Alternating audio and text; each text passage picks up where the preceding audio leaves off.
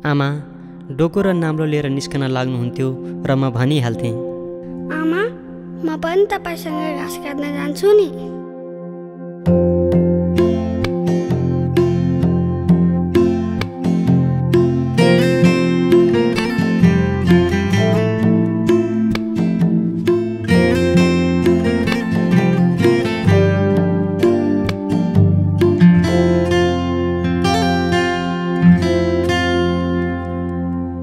बढे मनको घाँसको भारी म झन् त्यसै माथि,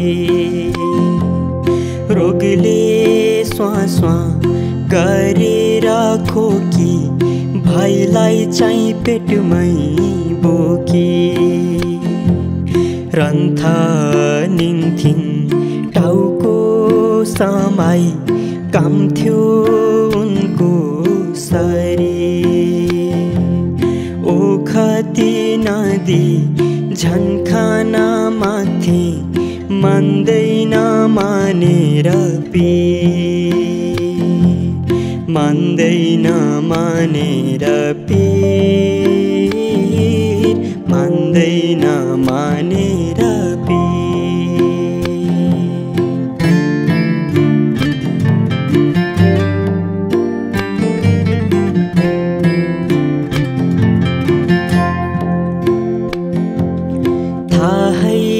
थिएन उनको त्यो पीडा, आँसु चाहिँ खोइ किन झर्थ्यो,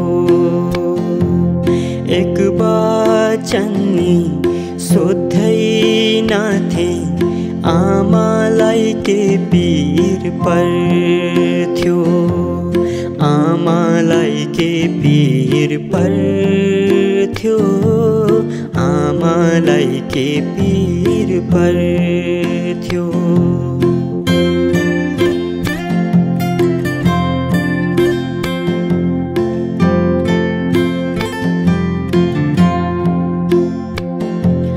तर आज उनको त्यो पीडा सम्झिरहेका छु, सघाउन खोज्छु तर पाउँदिन, तडपिरहेका छु,